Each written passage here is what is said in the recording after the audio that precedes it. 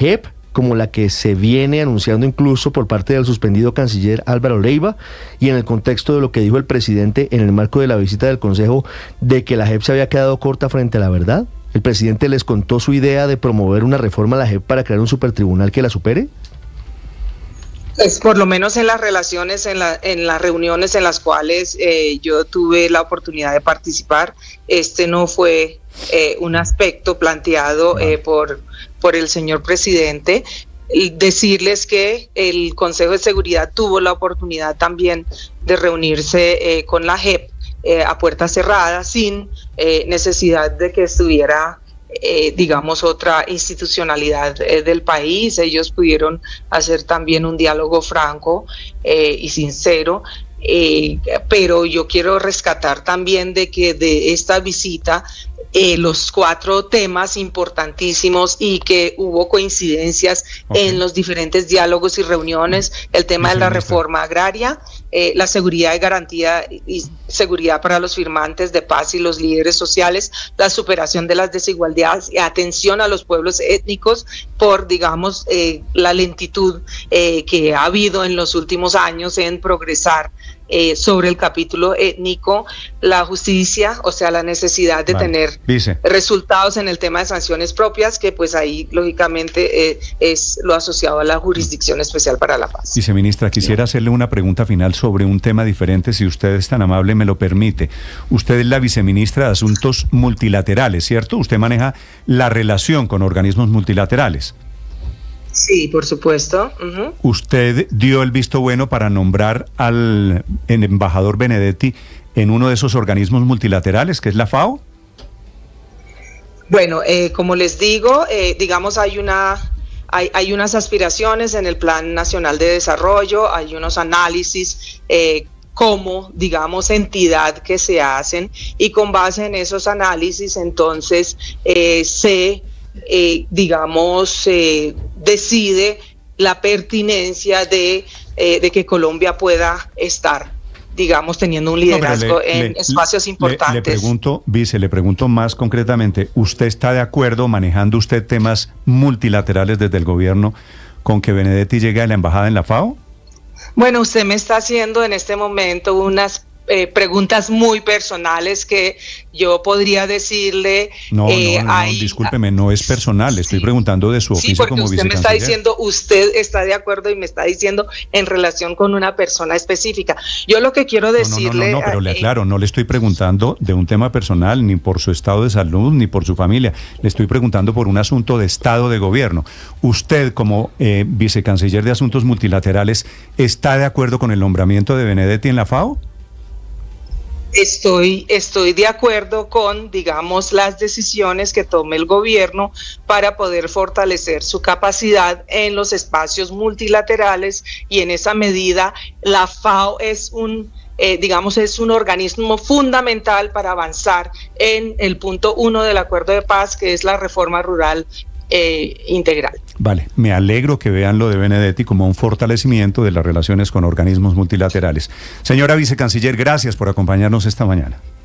Bueno, gracias a ustedes, feliz día. La viceministra de Relaciones Exteriores, Elizabeth Taylor Jay, esta mañana en Blue Radio, hablando a propósito, no de Benedetti, hablando a propósito de la visita del Consejo de Seguridad de Naciones Unidas. Estás escuchando Blue Radio.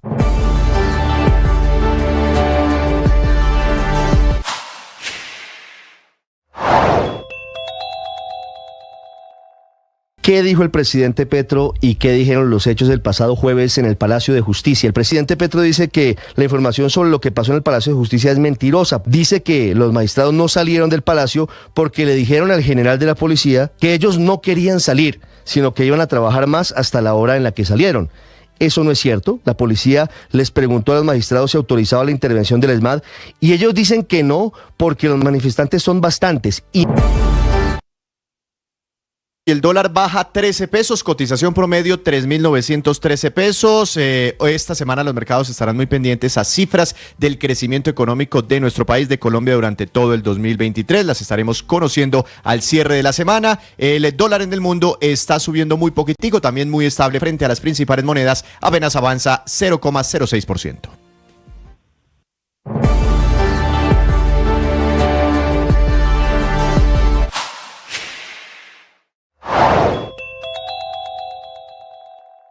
La escalada violenta lanzada por la banda criminal La Inmaculada en Tuluá Valle generó pánico en las calles de esa ciudad, en donde durante la tarde y la noche del sábado se escucharon disparos, explosiones y gritos de la comunidad. Los delincuentes asesinaron al agente de tránsito César Hernández en su propia vivienda. Atacaron a disparos otro agente de tránsito, Johnny Castaño, quien resultó herido junto a su esposa.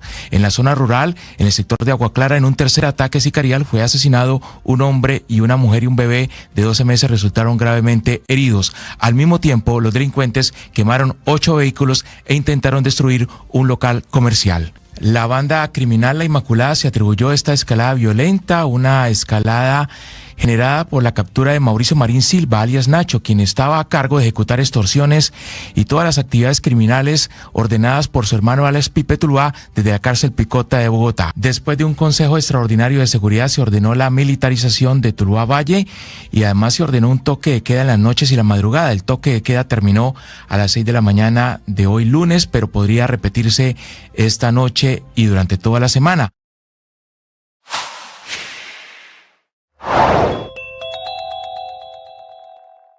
Cambian desde hoy las tarifas de Transmilenio y del SITP, con una tarifa en el pasaje de Transmilenio que se mantiene en 2.950 pesos, mientras que el precio por el servicio del SITP, es decir, los famosos buses azules, tiene un aumento de 200 pesos, dejando así el valor de ambas cosas en 2.950 pesos, sin cobro adicional por el transporte entre ambos sistemas, pero manteniendo el límite máximo de 2 cambios en un tiempo de 110 minutos.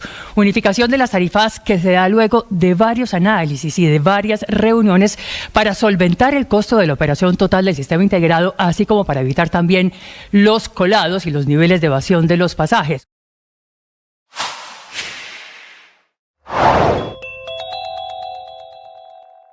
En un operativo de rescate a sangre y fuego, el ejército de Israel mató esta mañana 67 palestinos en el exitoso rescate de 2 de sus secuestrados que lo estaban desde el 7 de octubre cuando comenzó la guerra.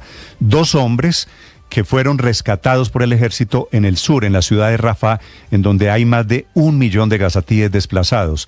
En esta operación de rescate fueron liberados estos 2 israelíes, pero repito, por cuenta de los bombardeos, por cuenta de la violencia a sangre y fuego del ejército de Israel, murieron 67 palestinos. Por supuesto, no todos terroristas, y es la denuncia que están haciendo Gaza, el gobierno de Hamas, que dice que Israel cometió una masacre.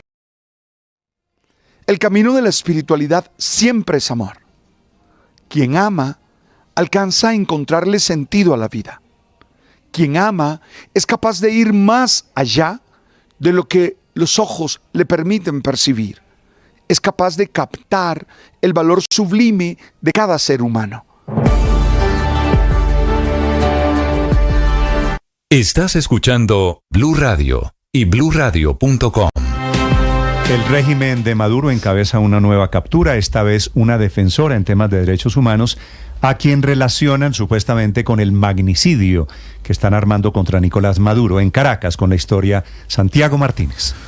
Sí, Néstor, buen día. Mire, Rocío San Miguel, con amplia trayectoria en derechos humanos e incluso una de las pocas abogadas especialistas en defensa de los derechos humanos de los militares, fue detenida el pasado 9 de febrero en horas de la madrugada cuando se encontraba junto a su hija en el aeropuerto Simón Bolívar de Maiquetía. Sin embargo, fue anoche tarde, es decir, luego de más de 48 horas que la Fiscalía confirmó su arresto, señalándola de estar presuntamente vinculada a eso que tú decías, a la conspiración e intento de magnicidio, un plan llamado Brazalete Blanco y que fue denunciado por el propio Nicolás Maduro a inicios de este año 2024. Vale destacar que tanto Rocío San Miguel como su hija, ambas tienen medidas cautelares de protección por parte de la Corte Interamericana de Derechos Humanos debido a los constantes ataques y hostigamientos que han recibido de parte del gobierno, ataques que se concretaron con esta detención el pasado viernes. San Miguel además es muy conocida, Néstor, porque primero es presidenta de la ONG Control Ciudadano, segundo es casi que la única que realiza análisis de seguridad y defensa de la nación por su especialidad en el mundo militar, y además, Néstor, ella le ganó al Estado venezolano en la Corte Interamericana de Derechos Humanos un juicio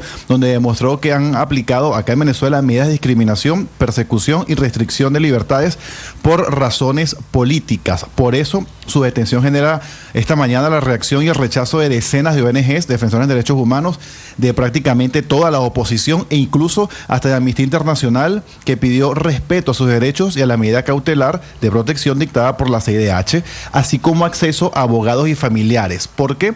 Porque este tipo de casos, Néstor, suelen los tribunales asignar defensa pública y hacer audiencias luego de desapariciones forzadas breves, que fue justamente lo que ocurrió con ella, porque te repito, fue detenida el viernes al amanecer y fue anoche que la Fiscalía confirmó este hecho.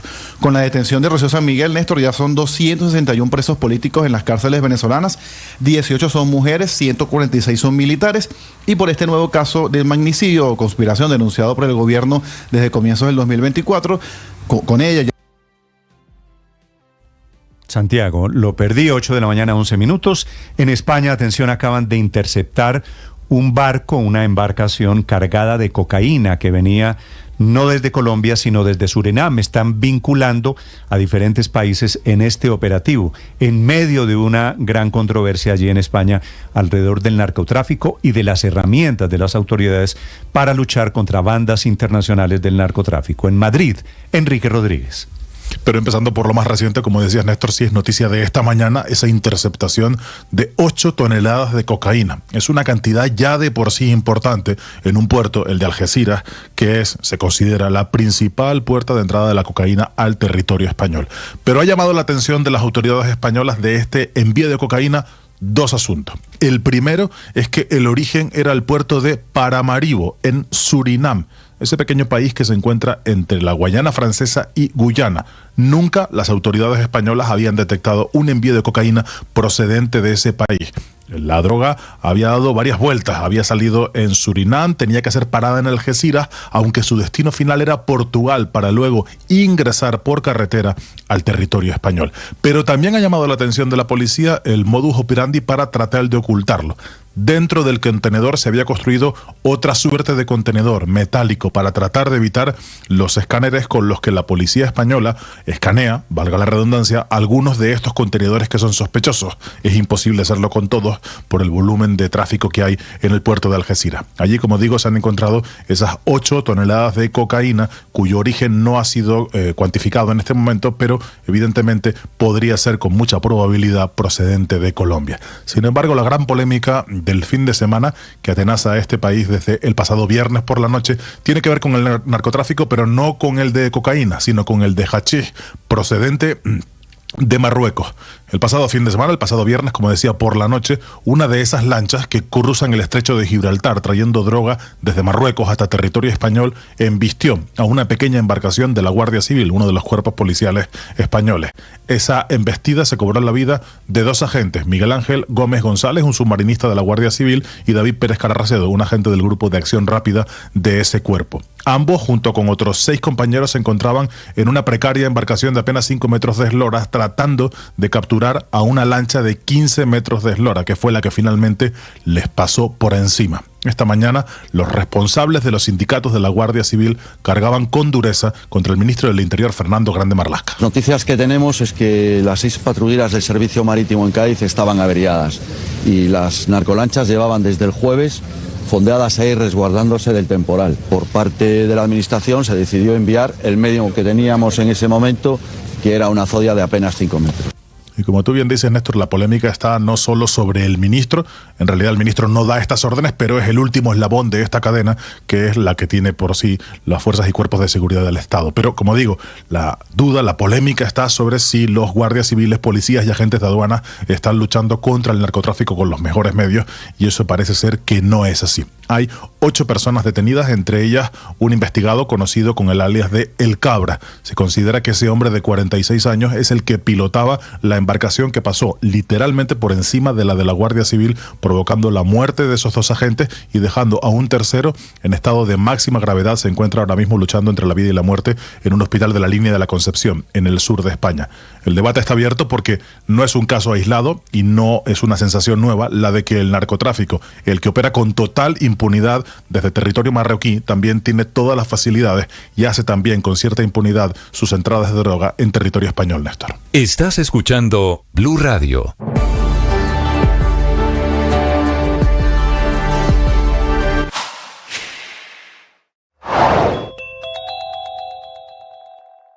crisis en las cárceles por cuenta del paro que anuncian a partir de esta mañana de lunes guardias del IMPEC que salen hoy a protestar rechazando el asesinato de uno de los suyos, un guardia cristiano que fue asesinado en las puertas de la cárcel La Ternera en Cartagena. Ya van 6 ataques contra estos guardias que están impidiendo que en las cárceles manden los delincuentes.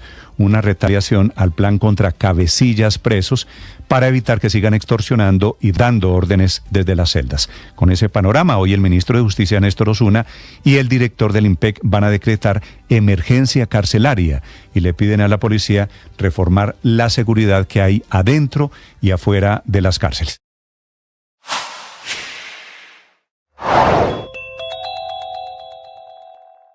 ¿Qué dijo el presidente Petro y qué dijeron los hechos del pasado jueves en el Palacio de Justicia? El presidente Petro dice que la información sobre lo que pasó en el Palacio de Justicia es mentirosa. Dice que los magistrados no salieron del palacio porque le dijeron al general de la policía que ellos no querían salir, sino que iban a trabajar más hasta la hora en la que salieron. Eso no es cierto. La policía les preguntó a los magistrados si autorizaba la intervención del ESMAD y ellos dicen que no porque los manifestantes son bastantes y no quieren que luego a la Corte Suprema se le responsabilice de violencia eventual y de heridos que se pudieran haber desprendido de eso.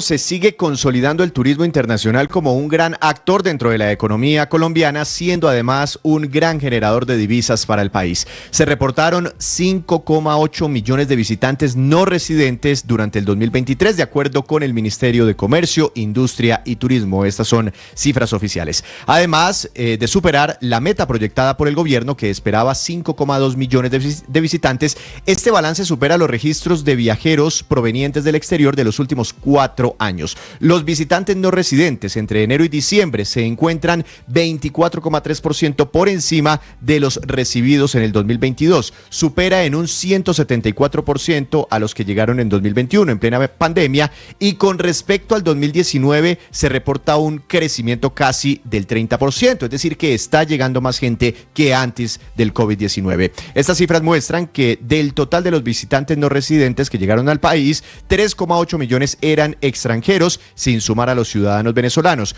1,5 millones corresponden a colombianos residentes en el exterior. 234,000 eran venezolanos con motivo de descanso y esparcimiento, y otros 345,000 fueron pasajeros provenientes de cruceros internacionales. Este último segmento mostrando un gran dinamismo, pues el número de visitantes en cruceros creció un 100% durante el 2023.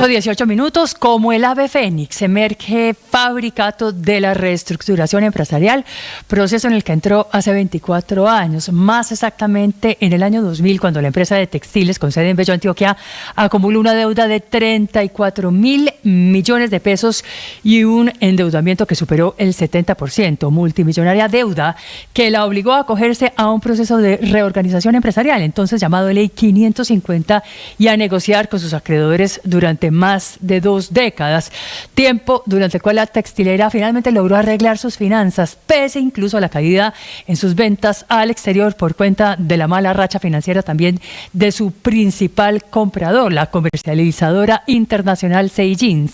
No obstante, como el ave fénix, Fabricato emergió de las cenizas y salió de ley de quiebras, tal y como consta en el certificado que presentó el viernes pasado ante la Cámara de Comercio de Medellín para Antioquia. Estás escuchando Blue Radio.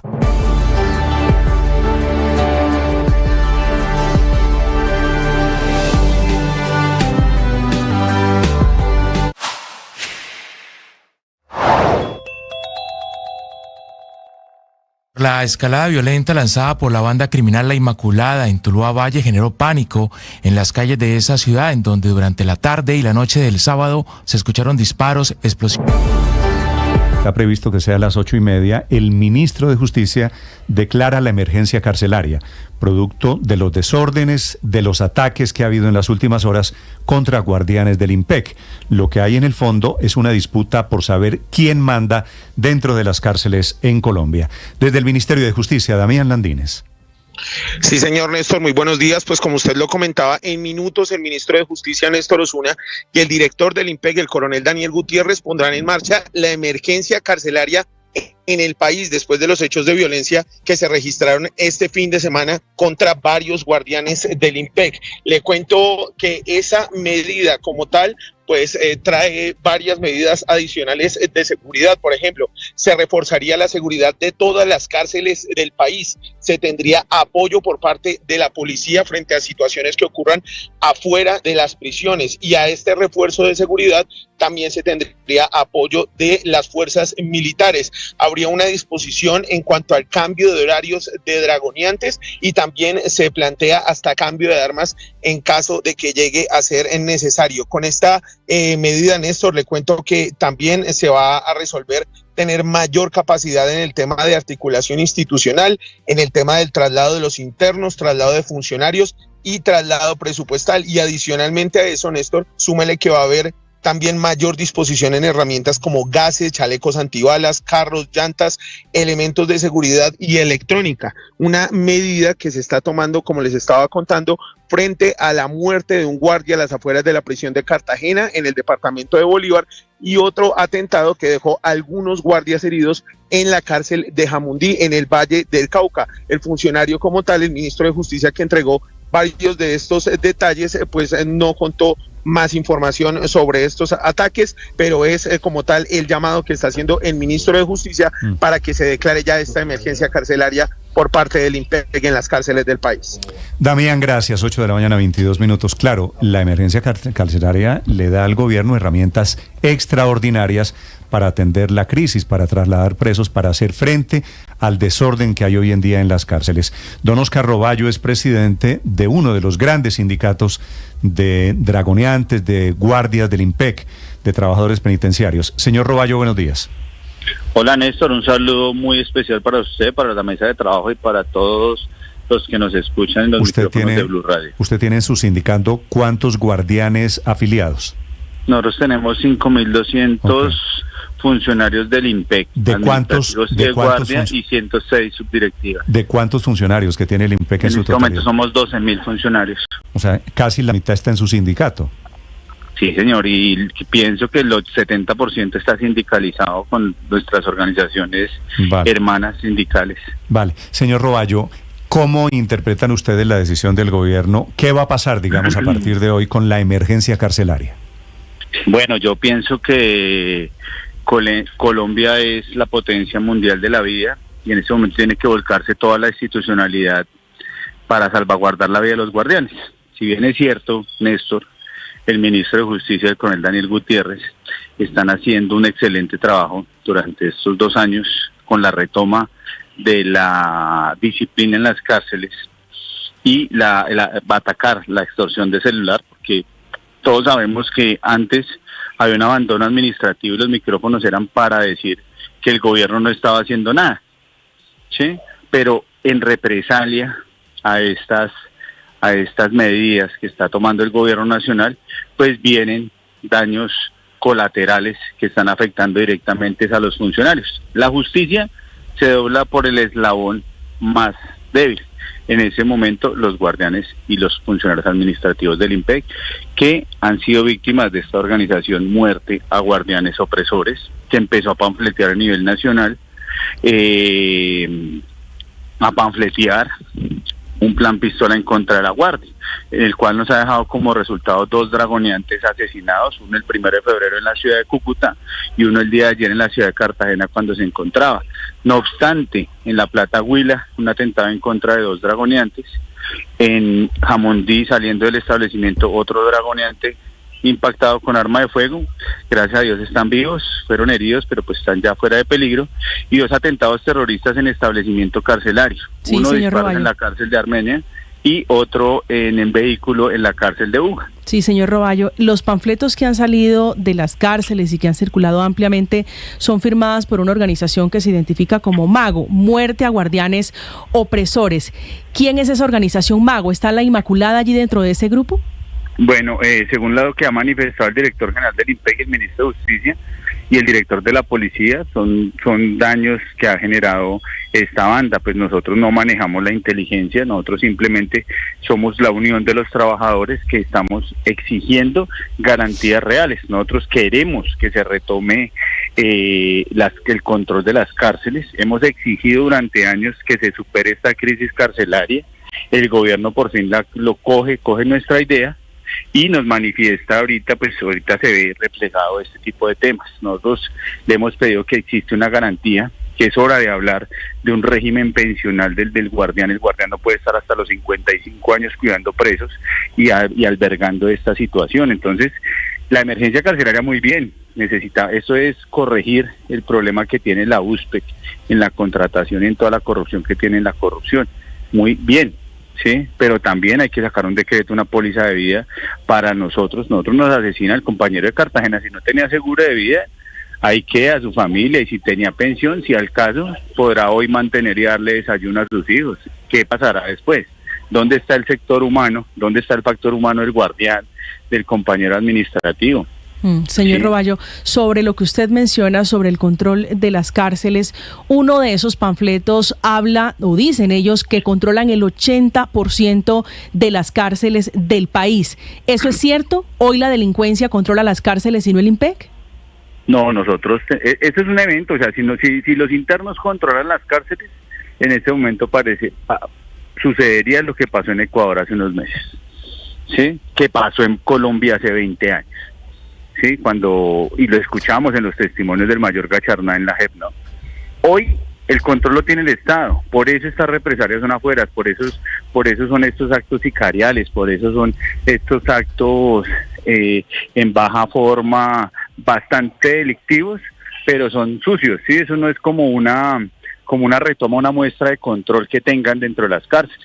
Es que estamos afectando el bolsillo de la extorsión carcelaria, el bolsillo de estos grandes caciques, están controlando los grandes narcos que antes se pavoneaban por la ciudad cuando estaba el ministro Wilson Ruiz, cuando estaba el anterior director general del IMPEC, recuerden el caso Matos, la fuga de Matamba. Entonces como ya no tienen todo ese margen de acción dentro de las cárceles, vienen a atacarnos a nosotros afuera.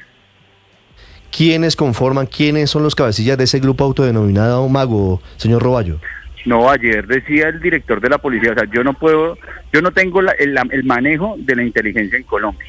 Parto de lo que está diciendo el director de la policía y montaba 6 cabecillas que tienen. Nosotros no tenemos ese tipo de información. Las declaraciones las da el director general del IMPEC y el director de la policía. Sí, claro. Que eso va a ser dentro de pocos minutos, ¿no? ¿Usted está allí en la sede del Ministerio de Justicia también, señor Roballo? Tenemos un delegado en el Consejo Directivo. Nosotros nos encontramos aquí en pie de la tropa implementando nuestras asambleas informativas porque el día sábado decidimos decretar una jornada nacional de protesta por la vida de los guardianes del IMPEC. Nosotros esperamos que nos citen. Perdóneme, iba a decir, eso lo que quiere decir es muerte, digamos, es la sigla con la que nacen, muerte a guardianes opresores. Sí, señor, esa es la sigla y cómo se hace identificar este grupo al margen de la ley. Sí. Señor Roballo, hablando de la propuesta, de la petición de la gobernadora del Valle, Dilian Francisca Toro, sobre los cabecillas de la banda La Inmaculada, ella plantea algo que hoy no sé si sea posible y quisiera su opinión, y es incomunicar absolutamente a los jefes de estas bandas criminales que desde esos pabellones siguen delinquiendo, siguen manejando a su antojo sus fichas y siguen ordenando arremetidas violentas como la del fin de semana en Tuluá, pero pasa en otros lugares del país, incluso ordenando el homicidio de sus compañeros guardias del IMPEC. ¿Es posible que en el marco de una emergencia carcelaria se bloquee cualquier tipo de comunicación a estos capos? Bueno, va a llegar un momento en que ellos no pierden su derecho constitucional a comunicarse con sus familias. Sí, cualquier juez le va a tutelar. Las declaraciones de la gobernadora yo pienso que es el reflejo de la incompetencia de los entes territoriales. Los entes territoriales son los encargados de controlar estas bandas criminales, con el gobierno nacional obviamente, ¿sí? Pero decir que va a incomunicar a un PPL no va a ser la solución. Yo esperaba que de verdad estuvieran haciendo capturas y medidas como ciudadanos, no como guardián del IMPEC, pero cuando uno escucha a una gobernadora diciendo que va a cercenar un derecho de comunicación de un PPL que no puede porque es un derecho constitucional, se ve una incompetencia por parte de estos entes de control, ¿sí? Pues esperemos las medidas, porque en la emergencia carcelaria es apenas el vehículo para tomar medidas extraordinarias, que será seguramente en estas próximas horas. Señor Roballo, gracias y mucha suerte para usted, para su gente en el IMPEC. Muchas gracias, Néstor. Feliz día. Intentando contener los desórdenes, la violencia adentro y afuera de las cárceles. Ahora 8:30 minutos en Mañanas Blue. Estás escuchando Blue Radio.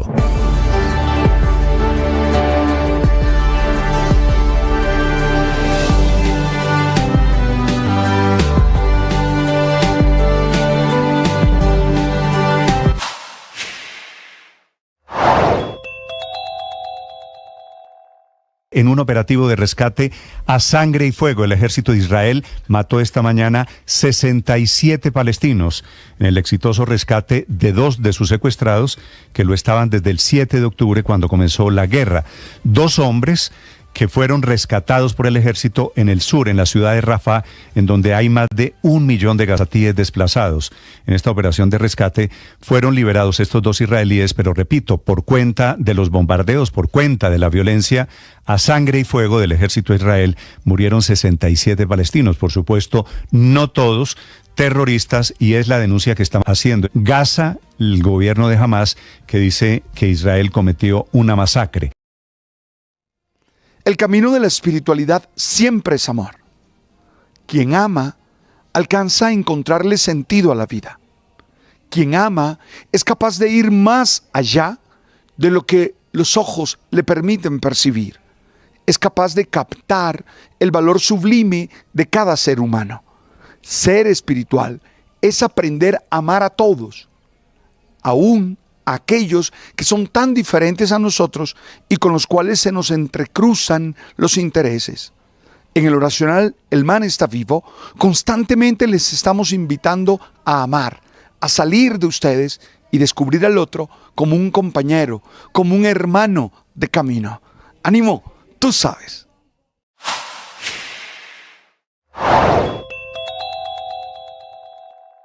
Crisis en las cárceles por cuenta del paro que anuncian a partir de esta mañana de lunes guardias del IMPEC que salen hoy a protestar rechazando el asesinato de uno de los suyos, un guardia cristiano que fue asesinado en las puertas de la cárcel La Ternera.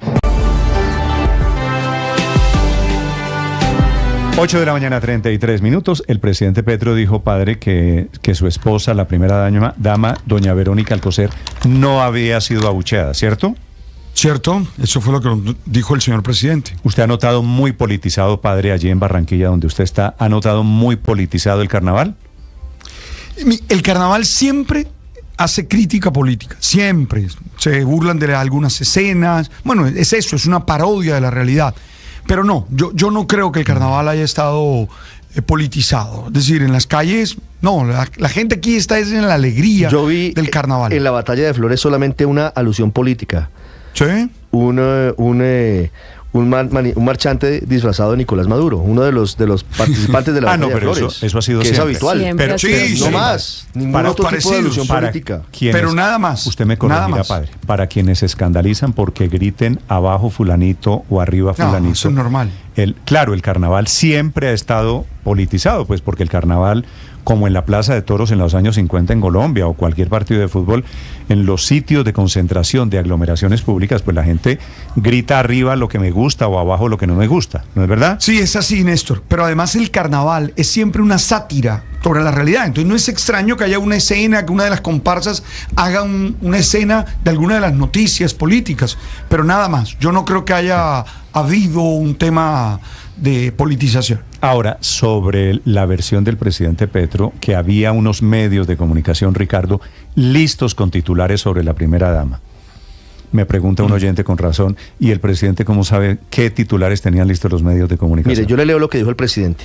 Las informaciones que tenemos nos dicen que un grupo coordinado de 4 personas ajenas por completo a la manifestación bloqueó por 10 segundos a la puerta. No, este no es. Espérenme un segundo, que es que yo aquí con tanta cosa del presidente. No, dice que habíamos construido los medios burbujas, burbujas de comunicación. No, entonces pase de los 3.000. Ay, hombre, espérenme un segundo, dice, que son tantos que ya ni sé. Dice el presidente Néstor, esto significa que titulares están previamente diseñados, al igual que los grupos que le dan legitimidad. Las informaciones que tenemos nos dicen que un grupo coordinado de 4 personas ajenas por completo a las manifestaciones, no es lo mismo, ¿no? ¿Estoy leyendo lo mismo? No, que es el de burbujas. Estoy reiterando, no. Es el de burbujas. Él dice que había unas personas listas para hacerle daño a la primera dama y que por eso ella es retirada del sitio en el que se presenta el carnaval de la 44 y que los medios estaban listos a publicar esas versiones. Entonces, por supuesto que eso genera todo tipo de contradicciones, porque la primera dama dijo que todo el mundo estuvo muy feliz. Había un grupo y que ella se fue porque se le dañó el vestido. Había un grupo organizado de personas listas para ejercer violencia contra mi esposa. Lo encontró usted, vea. Solo que su campaña, porque sabíamos de la operación, tomó otro recorrido y allí solo hubo aplauso popular a mi gobierno. Esto significa que titulares están previamente diseñados, al igual que los grupos que le darán legitimidad. Padre, le pregunto por el otro lado, ¿había aplauso popular al gobierno del presidente Petro en el Carnaval de Barranquilla? Yo no los vi, es decir, yo no los escuché. Yo estuve no solo en la Batalla de Flores en las carrozas, sino que estuve caminando en medio de una comparsa de la 44 y no escuché. Lo que ha pasado es que mire, es que Néstor, este país. Todo es un poquito cierto. Luis Ernesto, me permito decirle lo siguiente, padre. En un rinconcito del Carnaval de Barranquilla, en la fiesta del sábado, pues claro que hay gente que dice fuera Petro, abajo Petro. Y otros aplauden. Y en otro rinconcito, en otra parte del Carnaval de Barranquilla, hay unos que aplauden, ¿cierto? Pero yo le voy a decir una cosa. Y eso no es excluyente, no es que unos lo sabían y los otros no. La realidad es pero no es mayoritario, diversa. Ni una ni otra. Claro, pero mi pregunta es, ¿realmente esos son los temas importantes para el país? Hablar de si hubo no fue el país o aplausos a la primera dama son quienes aplauden o quienes abuchean. Yo estoy de acuerdo, pero no lo digo por usted, lo digo por el presidente, que es el que plantea esto como una gran estrategia mediática para atacar a su gobierno. Lo digo por eso. Tenemos aquí un lío del presupuesto gigante que no sabemos qué va a pasar, unos problemas reales de carne y hueso. No creo que el vestido de la primera dama, respetuosamente, sea un tema de discusión profunda por parte del presidente de la República. Sí, doña Verónica, tengo entendido, Vanessa en Barranquilla termina saliéndose del carnaval y entonces esos muchos interpretaron, sacamos a la primera dama porque había abucheos. Ella después cuenta en sus redes sociales que tuvo un problema con su vestido, ¿no es verdad? Esa es la versión que ella entrega, que todo fue por cuenta del daño que tuvo con un cierre o con una corredera en este vestido que, recordemos, fue realizado por mujeres exconvictas de la cárcel Buen Pastor de Barranquilla. Pero lo cierto es que en video se logró el registro, el momento en el que fue abucheada por parte de algunas personas cuando estaba cruzando por la calle 74 con carrera 44, un sector muy conocido porque allí está ubicado el Estadero La Troja. De hecho, fue utilizado como referencia por Edgar Blanco, quien es el director de este desfile de la Batalla del Recuerdo Sonia Osorio, es como se le conoce. Él mismo contó que a raíz de esta situación fue que ella decidió retirarse, que la información que le dieron era que la primera dama solo había estado en el desfile una cuadra y media por el breve lapso de unos 20 minutos debido a esta situación. Eso fue lo que nos contaron y los videos están, sí le gritaron fuera. Lo que pasa, Vanessa, es que en redes sociales el abucheo de un rinconcito, yo no sé cuántas personas eran, 10, 15, 20 las que hayan sido, abuchean y dicen abajo Petro, fuera Petro, lo que sea. Pocos abucheos y pocos aplausos. Eso se viraliza. ¿Y qué cambió en para redes el sociales? país? Y la gente en redes sociales, Luis Ernesto, tiende a decir el Carnaval de Barranquilla abucheó y sacó a la primera dama. Claro, pero además es que muchas de estas cosas, Néstor, son preparadas. Tanto los aplausos como los abucheos generalmente puede ser organizado donde uno acomoda un grupo de personas, esas personas abuchean o esas personas aplauden, se graba el momento y por supuesto se magnifica en redes. Pero yo en esto estoy con Ricardo, realmente, ¿y esto qué? ¿Y para el país esto qué importa? el país no puede generar en torno a si el presidente lo abuchean o lo aplauden. Es que realmente hay tantos temas críticos. Mire, estábamos hablando de la situación en Tuluá hace unas horas. Estamos hablando de la situación de las cárceles, de que no hay certidumbre sobre el presupuesto de la nación. Dígale al presidente. Y nosotros hablando de los abucheos o de los aplausos, y obvio que si hay gente que está molesta en Barranquilla porque se perdieron los Panamericanos, pues además, que se indignen con la primera dama, está bien. Y hay otros que seguramente les parecen que la primera dama representa un sector de la población que no había tenido poder político. Maravilloso. Pero ¿Y eso qué? La gran maravilla de Barranquilla, y además de su carnaval, es que no les importa estas vainas. Están en su cosa, están en su fiesta y están compartiendo con los amigos y están celebrando su fiesta y no están pensando ni en el gobierno, ni en el presidente Petro, ni nada de eso.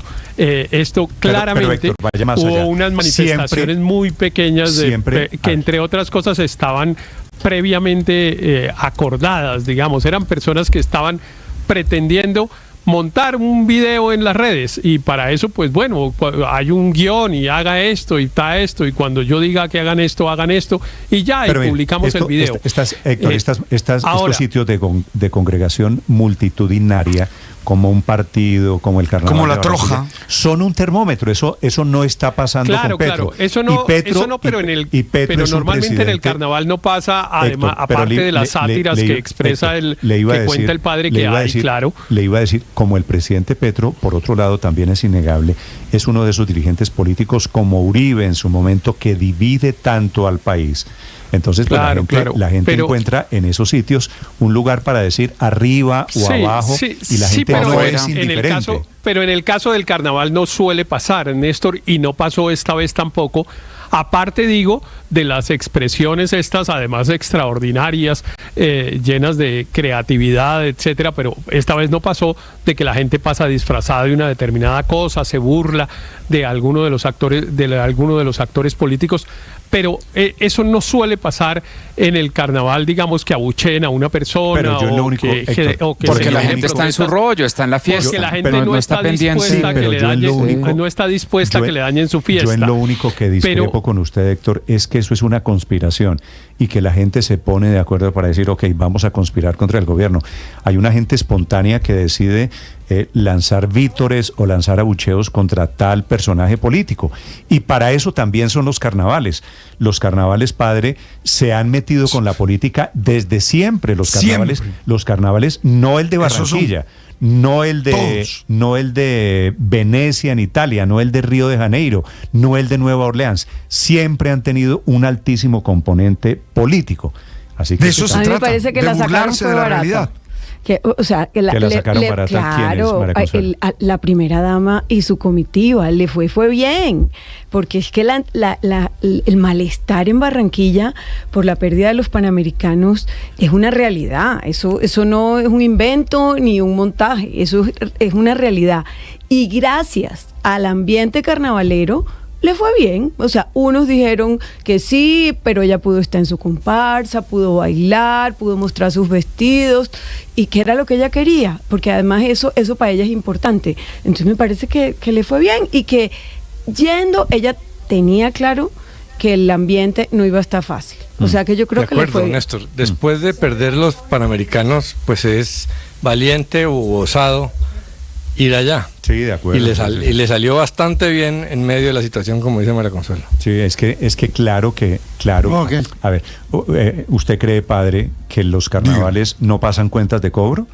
Claro que sí, claro que sí, es normal. Pasan cuentas de cobro y es natural para la gente que está escribiendo. Ahora, es el presidente Petro, que no estoy de acuerdo, Aurelio, el que nos mete en este tema defendiendo a doña Verónica, diciendo que lo que hubo fue aplausos a su gobierno, que me parece raro. Es decir, la teoría del presidente Petro, pues claro, que algún par de personas lo aplaudieron y algún par de personas lo abuchearon.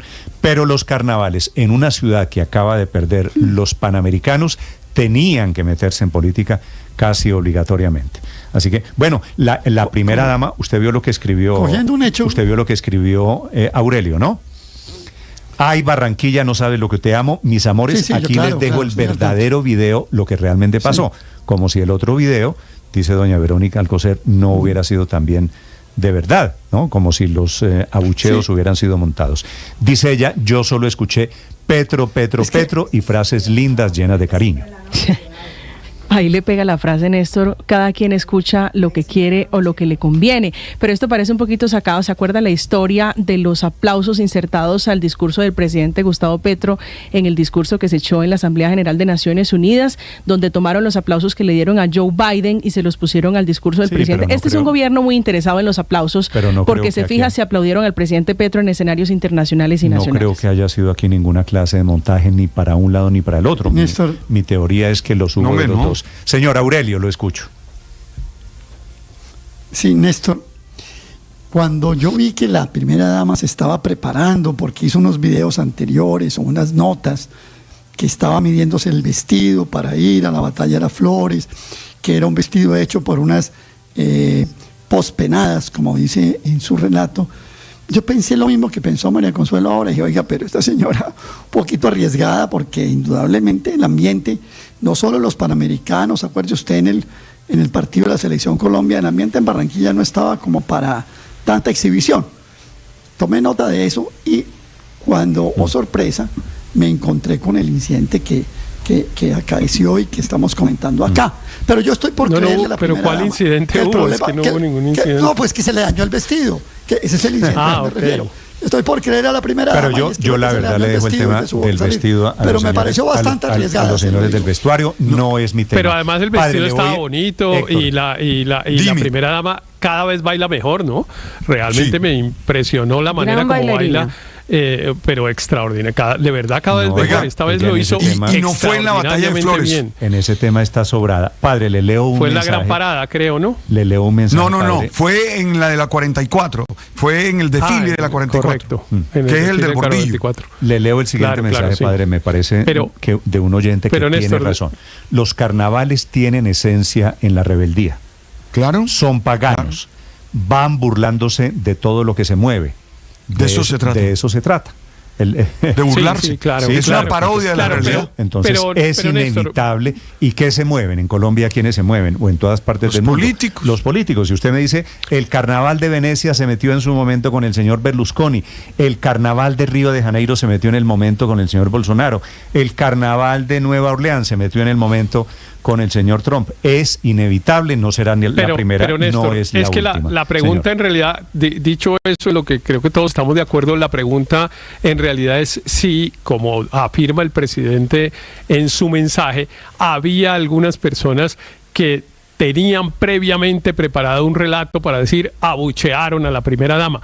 Y claro que sí, obvio que sí había unas personas interesadas en eso. Es que en eso consiste la política. Pareciera que el presidente de la República tampoco lo entiende bien. Y seguro lo otro también, Héctor. Y seguro lo otro también, claro. Había gente para aplaudir. Padre, claro que hay unas personas que están interesadas en desprestigiar al presidente y otras también en mostrar que tiene más apoyo del que eventualmente tiene. Ahora, Héctor, en eso consiste parte de la política. Y claro que aquí había unos cachacos, que digo yo, listos con los titulares. Claro, estaban esperando dos silbatinas, pero no solo cachacos, dos personas chiflando para armar Héctor, la bulla y decir que efectivamente Barranquilla había repudiado a la primera dama. Pero Barranquilla, por fortuna, estaba en otra cosa. Sí, pero no nos hagamos tampoco los de las gafas. A Barranquilla le quitaron los Panamericanos por cuenta de la ineptitud del gobierno, del Ministerio de Deporte. Y la gente está molesta por eso. Claro. Y la gente está molesta. Eso no lo tapemos. Sacó barata. Tampoco vamos a hacernos los de las gafas de que para Barranquilla no tiene ningún frío ni calor el hecho de que le hayan quitado los Panamericanos. Muy bien, los acompañamos desde Blue Radio, 8 de la mañana, 48 minutos. ¿Quién me iba a decir algo? Yo le iba a decir, Héctor. Néstor, para aportarle. Mire, me encantó, por ejemplo, que la primera dama de Barranquilla, Katia Nule, y el propio alcalde hubieran recibido con la generosidad con que recibieron a la primera dama. Compañero, yo le pasé Es claro que hay una controversia política, que son personas que están en antípodas políticas, si se quiere. El presidente Petro ha sido muy duro en sus cuestionamientos a lo largo de los años con la familia Char y con el hoy alcalde Alex Char, a pesar de lo cual hubo una abierta manifestación de generosidad. Estuvieron con ella en el colegio de Shakira. Y ella también reconoció ese buen tratamiento por parte de una cosa bonita, y eso es lo que hay que resaltar. Y eso es lo que hay que resaltar. Sí. Y ella misma realmente todo el mundo dio una muestra, a mi modo de ver, ejemplar de comportamiento. Y reconoce que los grupos políticos del Atlántico, que son opositores al presidente Petro, fueron grandes anfitriones. Pero es que, Néstor, la gran pregunta es si les molestan los titulares, porque es probable, como dice Héctor, que sí, que había algunos que estaban esperándose y frotándose las manos para la grabación con el abucheo o la grabación con los aplausos para hacer su titular de prensa. Entonces, ¿para qué se exponen, digamos? Esa es la gran pregunta. ¿Para qué suponer, si hay una situación tensa política como hay en Colombia esa pregunta, en estos momentos, Luis Ernesto, pues ¿para qué se exponen? Esa pregunta es para doña Verónica. Usted le está diciendo ¿a qué fue? ¿No es verdad? En general, pues para la familia presidencial, que pues le toca una tarea muy difícil, realmente muy ingrata, y no es responsable de los aciertos o desaciertos del presidente, pero tiene que responder por todo. A propósito de la familia, pues es una etapa donde la prudencia de pronto... Pero hay otro ingrediente. En Barranquilla, padre, fue donde nació este escándalo, porque en Barranquilla vive Nicolásito, ¿cierto? Sí, señor. Y en Barranquilla, ¿sabe cuál es la historia hoy en Barranquilla sobre el carnaval? Claro que la sé. Llegó Andrea, que es la hija mayor del presidente Gustavo Petro, que no vive en Colombia. Llegó Andrea y está en el carnaval con la esposa, la del lío, con Day Vázquez. Se llama Day, ¿no? ¿Day o Day? Day. Day Vázquez. Day Suris. 8:51 minutos. En Barranquilla, Vanessa. Pues le cuento que mientras en la noche del sábado de carnaval Verónica Alcocer decidió marcharse de la ciudad tras participar en este mencionado desfile, pues llegó Andrea Petro, quien es una de las hijas del presidente, fruto de la relación que tuvo con Luz Marina Herrán. Pues lo hizo, su arribo, y fue directo donde su excuñada Daysuris Vázquez. Juntas estuvieron compartiendo en varios desfiles, desde los palcos, viendo a los artistas, e incluso anoche se fueron a un concierto donde estuvieron en palco VIP viendo a Eddie Herrera y Ana del Castillo, artistas con los que después se tomaron una fotografía. Ellas han estado mostrando lo que ha sido su agenda carnavalera en redes sociales, han ido juntas a comprar ropa, han estado compartiendo en todo momento. Nicolás Petro, que también está en Barranquilla, también estaba asistiendo a fiestas, pero lo ha hecho solo en compañía de Laura Ojeda, quien es su pareja sentimental. No sabemos si los hermanos se van a encontrar en las próximas horas, pero lo que sí es cierto es que Andrea tiene lista su agenda para seguir asistiendo hoy a más eventos. Recordemos que las fiestas del carnaval van hasta mañana, y que lo hará nuevamente acompañada por su excuñada Daysuris Vázquez, quien es testigo clave en el proceso que están adelantando contra Nicolás por enriquecimiento ilícito y lavado de activos. Estás escuchando Blue Radio.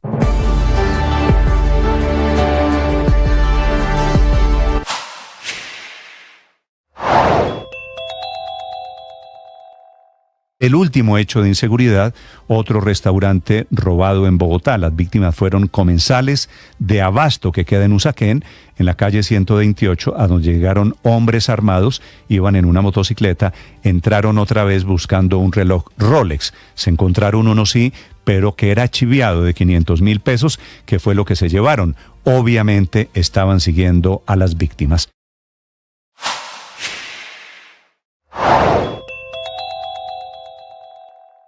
El ministro de Salud de Colombia, Guillermo Alfonso Jaramillo, encontró otro camino para insistir en la necesidad de una nueva reforma tributaria con la que, entre otras cosas, se financie la reforma a la salud y en general las deudas que tiene el actual sistema en crisis financiera. Desde el departamento de Nariño se refirió a una de las denuncias importantes del fin de semana, las inconsistencias en el presupuesto general de la Nación de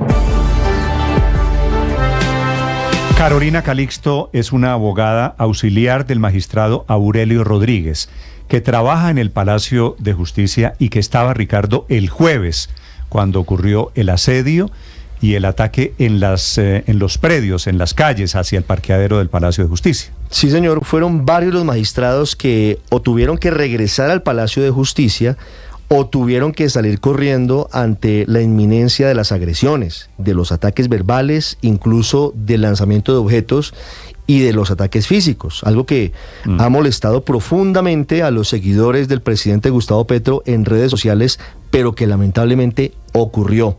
no fue una manifestación pacífica. Hubo unos manifestantes que intentaron atacar y atacaron de hecho a algunos magistrados. Hasta el momento ustedes han escuchado declaraciones públicas de los presidentes de las corporaciones, de la Corte Suprema de Justicia o del Consejo de Estado o de la Corte Constitucional. Van a escuchar el primer testimonio que el gobierno no conoce sobre lo que ocurrió con los magistrados que intentaron moverse. Dice el presidente Petro que es que tenían ganas de trabajar. Doctora Calisto, en el Palacio de Justicia, buenos días. Buenos días. La doctora Carolina Calisto, usted me corrige, doctora Calisto, usted trabaja en el despacho del magistrado Aurelio Rodríguez del Consejo Superior de la Judicatura, ¿verdad? Sí, señor, yo trabajo en el despacho del doctor Aurelio Rodríguez. Doctora Calisto, ¿y qué fue lo que les pasó el jueves? Quisiera que usted le contara al país, por favor, su experiencia con esos manifestantes, con la protesta que se desató desde la mañana y durante todo el día en inmediaciones del Palacio de Justicia. Pues, a ver, nosotros estábamos normal en nuestra jornada de trabajo. Alrededor de las 11 de la mañana, el doctor dijo, no, ya Carolina, váyase, porque pues esto está como complicado. Yo le dije, doctor, pero está complicado porque no nos dejan salir del palacio. Habían enviado algunos videos y pues efectivamente no dejaban entrar ni salir a nadie del palacio. Después una compañera de otra dependencia nos dijo que pues que nos iban a ayudar a salir para salir por otra parte, no por las puertas normales del ingreso de funcionarios y del parqueadero que quedan en la carrera octava y en la calle 12, sino por otro lado. Efectivamente, bajamos al sótano, nos ayudaron a salir por el lado de la Corte Suprema, por una obra, y pues efectivamente nos ayudaron a salir por ese lado. Cuando nos dimos cuenta, ya estábamos afuera y unas personas que estaban en la manifestación empezaron a gritar que aquí hay uno, y pues se fueron y pues nos cogieron ahí y nos rodearon, pues. No aquí nos hay dejaban, uno pues, transitar fácilmente. Sí, doctora Calisto, Diga. cuando ellos gritaban, aquí hay uno, quiere decir, ¿salió un magistrado? Sí, aquí hay uno de ellos, aquí está saliendo, y pues con muchas groserías y con muchos pues improperios en contra del doctor. Lo identificaron y entonces nos fueron encima, al doctor lo atacaron, pues él en ese momento pues no pues tal vez por el afán de salir o de moverse, él no se percató, pero también le estaban diciendo pues, muchas cosas, mafiosos, sí. Y bueno, un poco de cosas ahí. Sí, doctora Calisto, y bueno. Antes de que nos cuente cuáles eran las arengas en contra del doctor Aurelio Rodríguez, ¿quién es la persona que lo identifica y qué hace exactamente? ¿Qué recuerda de esa persona? Yo recuerdo que era una mujer de cabello corto como Canosita y otro señor que iba con un megáfono y otro como con una cámara y filmando. Sí, pero ¿y quién es el que les grita a los manifestantes, aquí hay uno, aquí hay uno? ¿Cómo es exactamente ese momento? Pues ella estaba ahí de frente porque nosotros estábamos adelantico de donde son, está casi llegando a la séptima, adelante donde son los parqueaderos, y los llama y pues claro, todos se subieron hacia ese lado. Sí. ¿Sabe a qué se refería pues cuando ahí dicen? fue cuando nos rodearon. Sí, ¿sabe a qué se refería cuando él dice aquí hay uno, aquí hay uno? Sí, claro, pues que era un magistrado, aquí se está saliendo uno, aquí se está saliendo uno, no hay que dejarlo salir, y se le fueron encima, se nos fueron encima, pues porque en ese momento como que todos, o sea, íbamos saliendo como unas 6, 7 personas y todos nos dispersamos porque pues no fue posible porque se le fueron encima de él. Sí. Doctora y yo Calisto, me quedé al lado pues porque me dio susto, porque yo dije pues le van a pegar o dejarlo solo ahí. Sí, ¿y qué hicieron ustedes? ¿Qué hicieron cuando viene la turba? ¿Qué hicieron ustedes y qué les dice la turba? No, el doctor siguió caminando normal porque pues él es una persona muy tranquila, entonces él siguió caminando normal. Yo en ese momento me le acerqué a él y traté como de abrazarlo, como cogerlo de gancho, y pues ahí fue cuando se le fueron encima unas señoras como con unos carteles. Otro señor yo recuerdo que se lanzó como a darle un puntapié y yo como que me metía a evitar, ¿no? Sí, pero ¿alcanzaron a agredir físicamente al magistrado Rodríguez? Sí. Tal vez en el momento el doctor no sentía pues la agresión, pero sí se lanzaron y pues afortunadamente también intervino una persona que estaba en la misma manifestación y les dijo, no sean brutos, así no se hace, así no es, y él también pues impidió que la agresión fuera mayor. Sí. Pero sí se le lanzaron a agredirlo, unas personas con unos carteles, pero digamos que el doctor es una persona muy tranquila y es una persona muy dada a la gente, entonces él pues lejos de imaginarse que eso fuera a pasar. Quiero ser más preciso. Pero sí, le decían muchas cosas, ¿le pegaron? le gritaban muchas cosas, no, gritaban. ¿Pero le pegaron? Sí. ¿Cómo sí, le a él lo pegaron? empujaron en varias ocasiones, señor. ¿Cómo le pegaron? Lo empujaban en la parte, yo me alcancé a dar cuenta que se lanzaron como a darle puntapiés, lo empujaban de frente, lo empujaban como en el pecho, lo empujaban para que él no pudiera avanzar.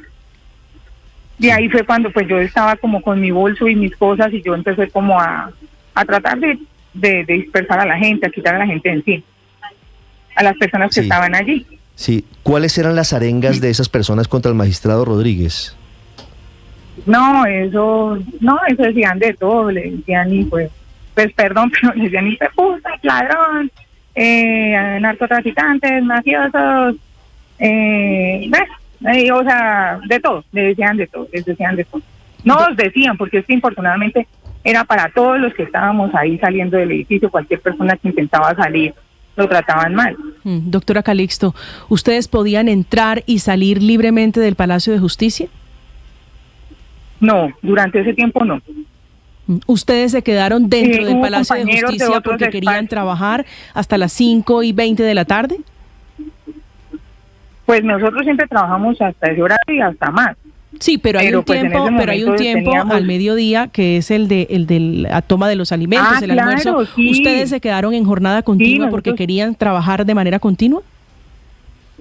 Pues hay personas que tienen que salir a almorzar, o sea, no es porque... No, o sea, fue porque nos obligaron a estar ahí. Hubo personas que pidieron sus almuerzos y ni siquiera pudieron ingresarlos, sus alimentos.